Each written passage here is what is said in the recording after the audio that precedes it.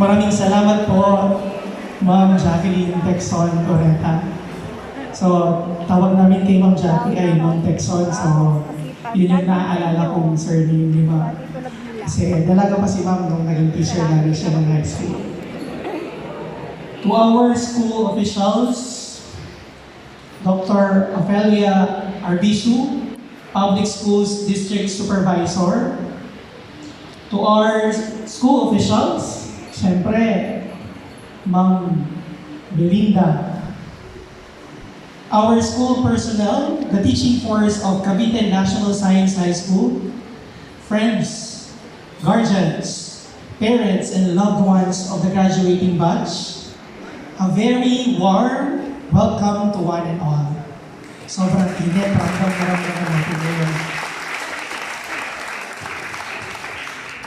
Occasions like this are perfect times to express our gratitude to our beloved alma mater.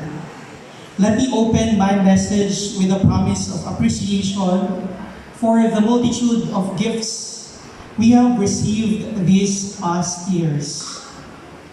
The first gift that I want you to appreciate is the gift of mentors. A mentor is someone who will sincerely help you through life challenges and celebrate with you in your success. I can say that I am blessed to have several mentors in my life. If you will allow me, dahil teacher ako, magche-check ako ng attendance. By the way, kung kanina kay Mayor na aking ninong, meron siyang hello, hi, at hi, hello. Sa whole brain teaching, meron akong class yes. So kapag tinawag ko kayong class, inaasahan kong sasagot kayo ng yes. Okay lang po ba? Hello? Hi? Hello. Class? Yes. Class? Yes, yes. Yon. First, to the principal of my dear alma mater, my fourth-year high school advisor, the PIA Awards Bag of Cavite National Science High School, Ma'am Belinda Loyola. Medyo marami ito kasi halos lahat pa ng high school teachers ko ay nandito. To my first-year high school advisor, Ma'am Janet Saborao. My second-year high school advisor, Ma'am Joanna De Luna. And my third-year high school advisor, Ma'am Cristina Del Rosario. To my former teachers, my second-year research teacher, Ma'am Eleanor Alcantara. My math teacher, Ma'am Juliet or Julieta Arceo. Diba, attendance check talaga. My speech teacher, Ma'am Mildred Climacos sa atin dito. Lagot ako pag meron akong hindi nabanggit. My music teacher, Ma'am Myreline Travieso Berliner. My chemistry teacher, Ma'am Kim Bisa. My Filipino teacher, Ma'am Mila Cargolio. My third-year research teacher, Ma'am Ruby Hugo. My biology teacher, Ma'am Elaine Manones. My Arlene Palipunan teacher, Ma'am Evelyn Nazareno.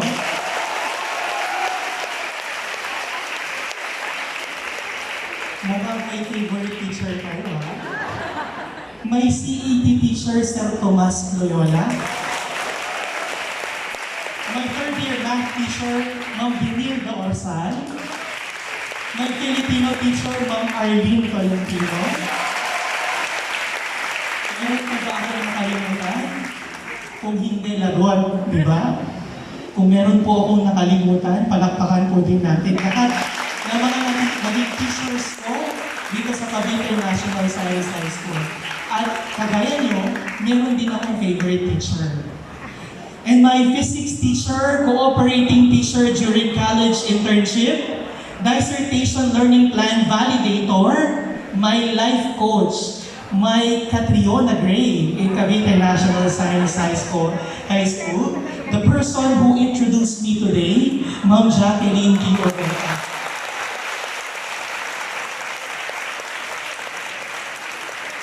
The second gift I want you to reflect on is the gift of time. It is with mixed emotions that I accepted the invitation to serve, to give your batch an inspirational message, to give my alma mater a portion of my time. Time is a precious gift that we can give to anyone.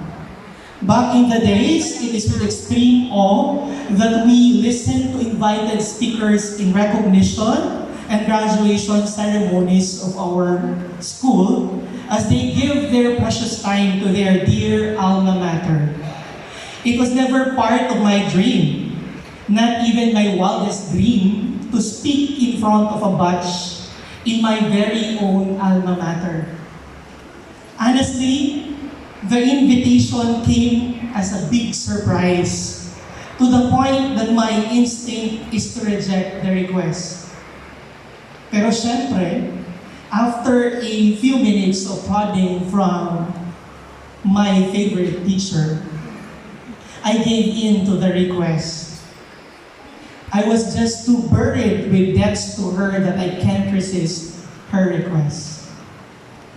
I was initially hesitant as I believe there were more deserving graduates of our batch and other batches who can give a chance, who can be given a chance to speak to all of you. You can only imagine the diversity of professionals produced by our institution in our batch of 90 successful graduates alone, compared to 141 of you today. We have accountants, nurses, engineers, doctors, attorneys, medical technologists, architects, and a whole lot of other professionals. The kind of professionals I see as I look in your eyes today.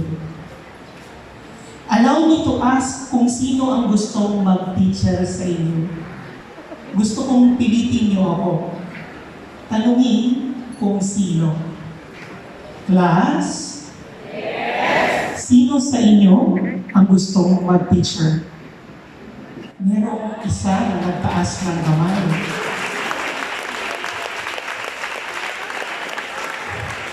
Good. I'm inviting you, sir, to join Philippine Normal University. If I'm not mistaken, it was only me who took the challenge to become a professional teacher. So nakikita ko yung sarili ko sa mata mo. Who would want to take the place of our excellent teachers who are doing the dirty tasks of molding young intellectuals like all of you today? Pwede bang palakpakan natin muli sila ngayon?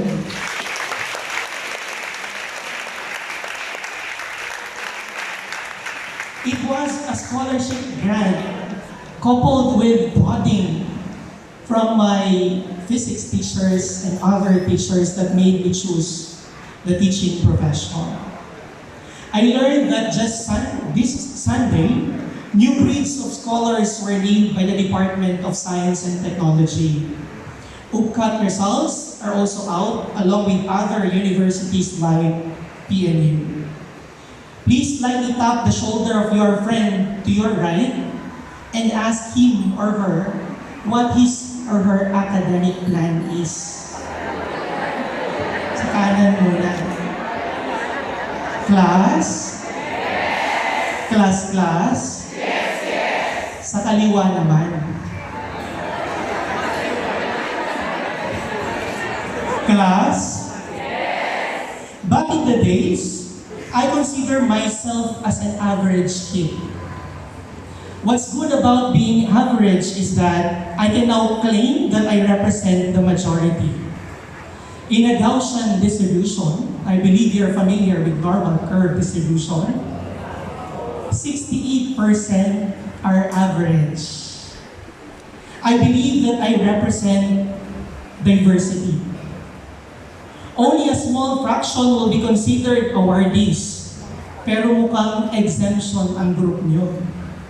Mukhang about 90% of you are awardees today. Palakpakan po ninyo ang inyong mga sarili.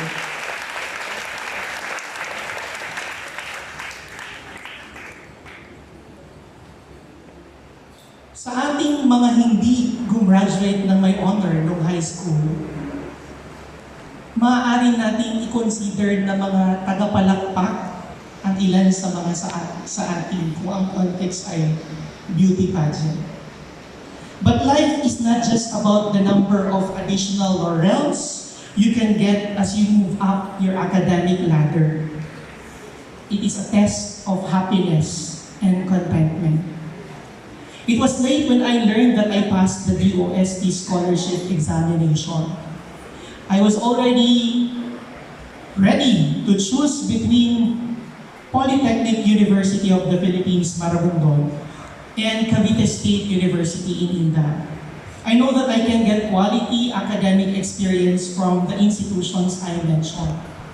However, it was through divine intervention that I was brought to the institution where I completed my academic degree, the National Center for Teacher Education, the Philippine Normal University.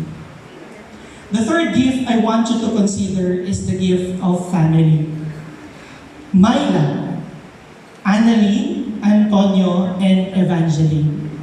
These are the names of the persons at the core of who I consider family.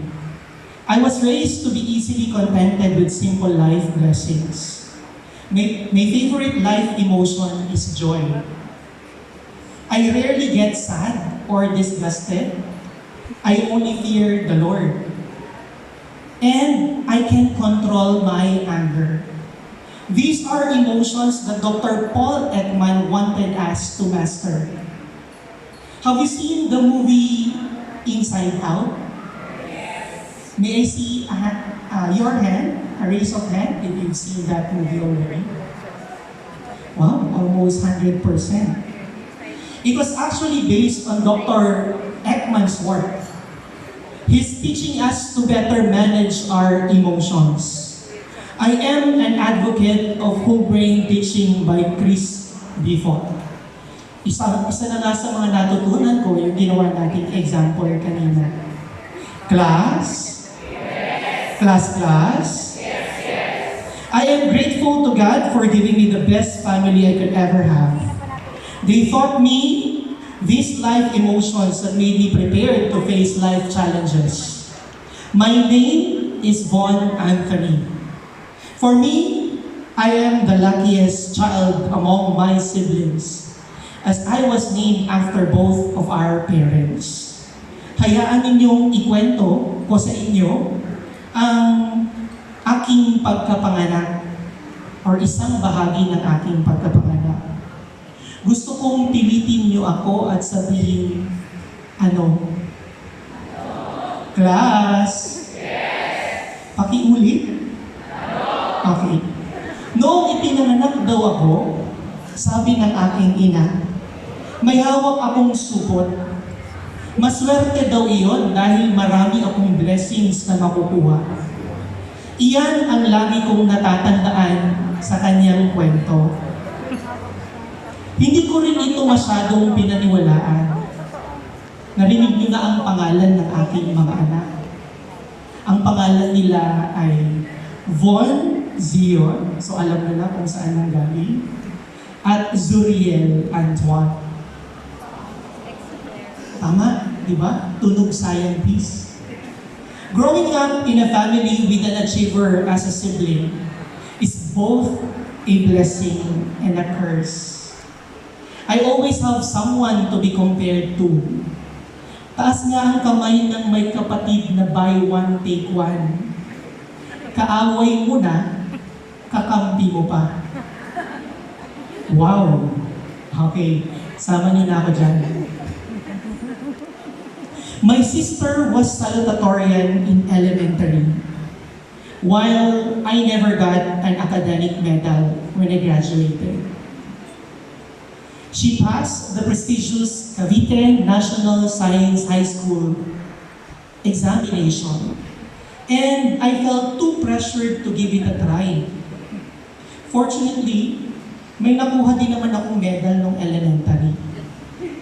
Tanungin niyo ako kung para saan. Sabihin niyo, para saan?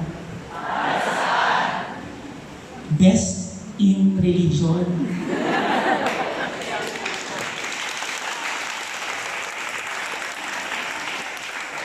My sister really gave me a hard time growing up, as she is my consistent frenemy. Siya ang kaaway mong kakampi mo no matter what. Taas ulit ang mga kamay ng mga may kapatid na nalilito kung kakampi nga ba sila o kaaway. Ay, mas konti ngayon. Hindi sila masyadong sure. My sister, of course, is a big blessing to me. Without her, I may have not passed the Cavite National Science High School entrance examination. She was my tutor. She gave me her books along with all second-hand things I can get.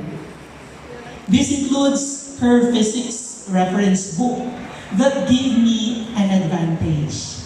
Yung tipong sinasabi pa lang ni Ma'am Jackie, nababasa ko na bago niya sabihin.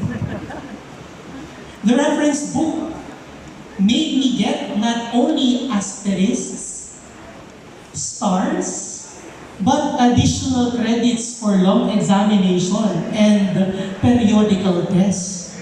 Sino sa inyo ang nakakuha ng star, asterisk, additional credits, or even puso from the class of Ma'am Benilda Orsan?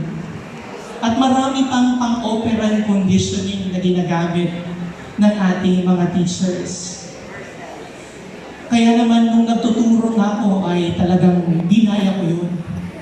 Namimigay din ako ng additional credits. My sister was there to help me cope with life challenges. She was also one of my greatest fans, along with my parents, when life is giving me all the laurels I can collect. Both of my parents are life models. They practice the saying, early to bed, early to rise, makes a man healthy, wealthy, and wise. They are up really early. We used to sell pandesal in our very small store. And our neighbors even knocks on our store kapag na-late kami ng gising, mga alas 4 ng madaling araw, just to buy pandesal for their breakfast.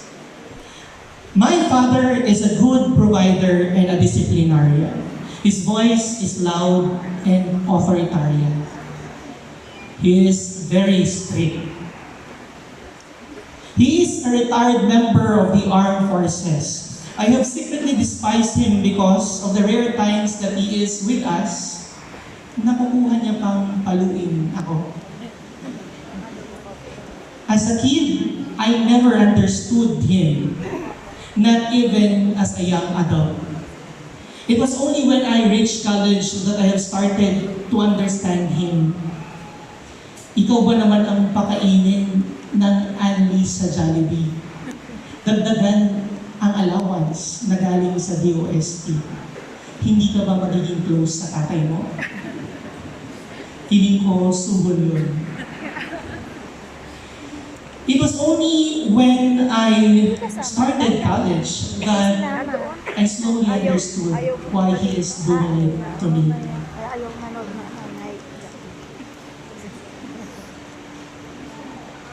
Discipline made me stray from possible life mistakes I could have committed. Studying education made me realize that indeed, the teenage years are part of the most challenging years for an individual. Your age right now. It is when your hormones fluctuate too much and you can usually find yourself unable to control your emotions.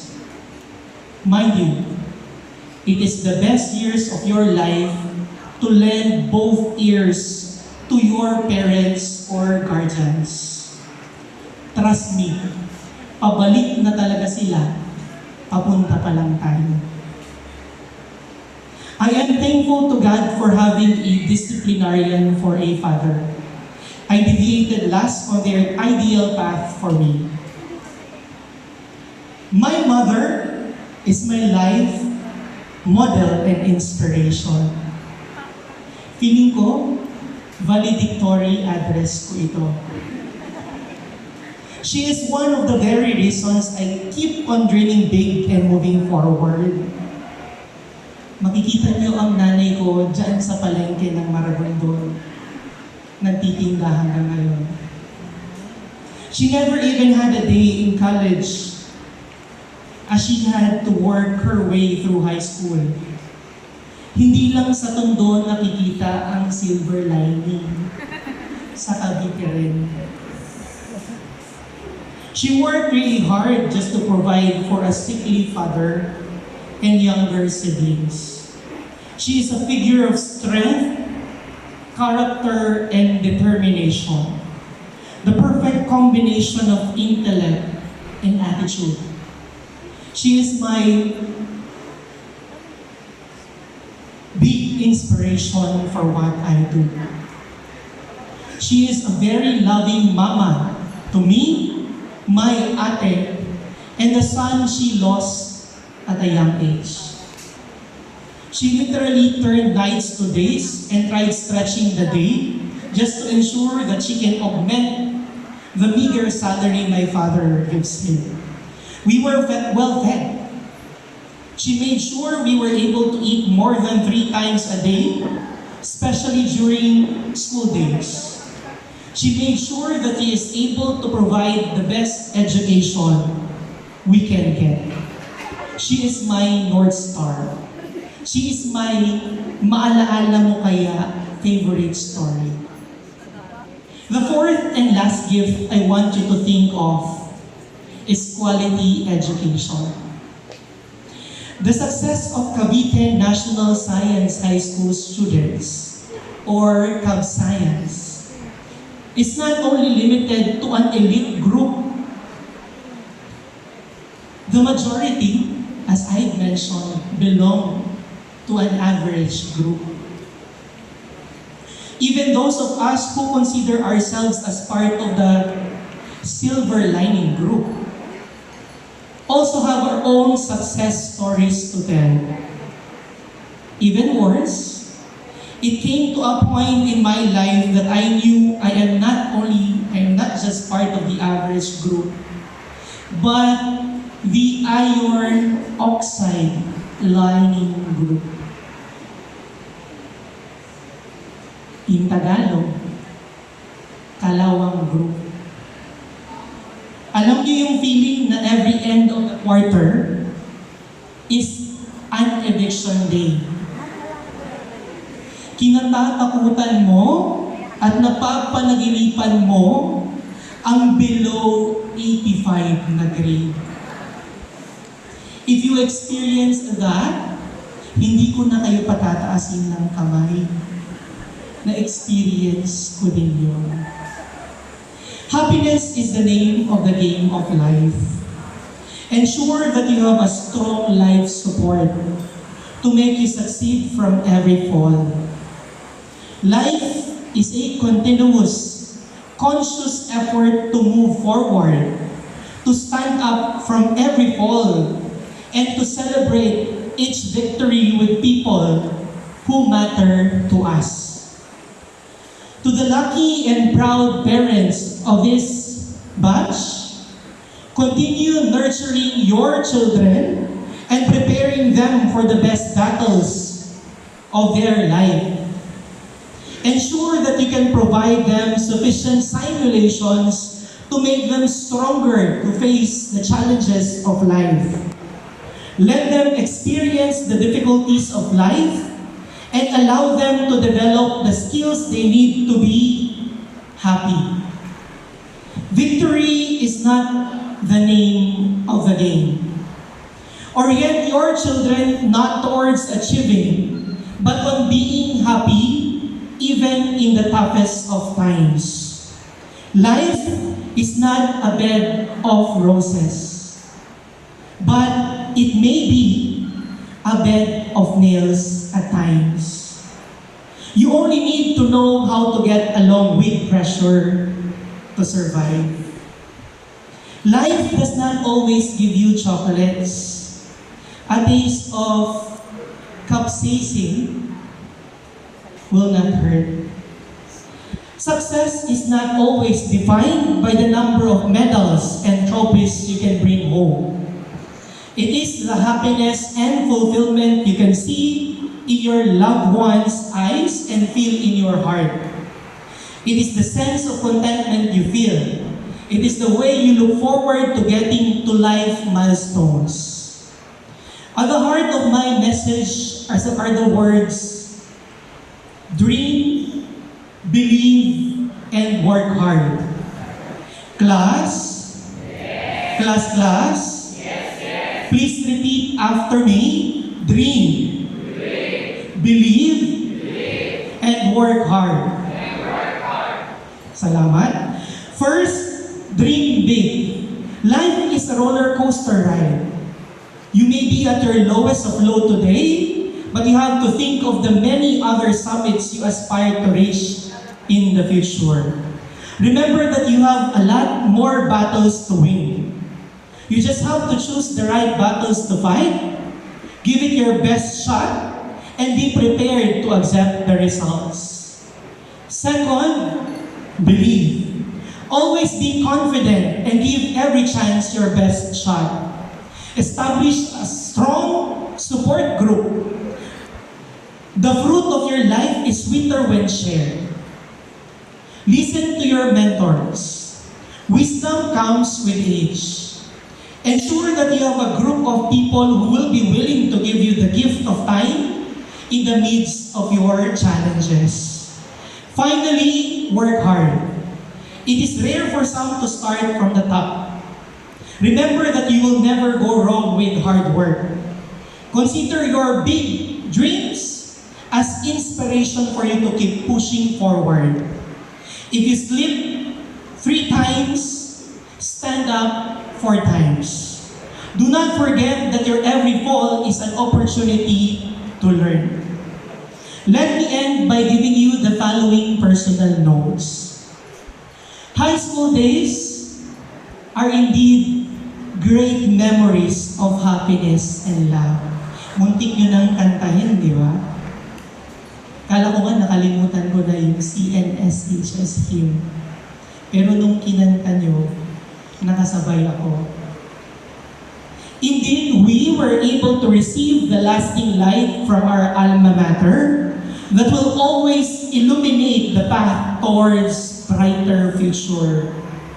We shall forever be true to our hymn, CNSHS.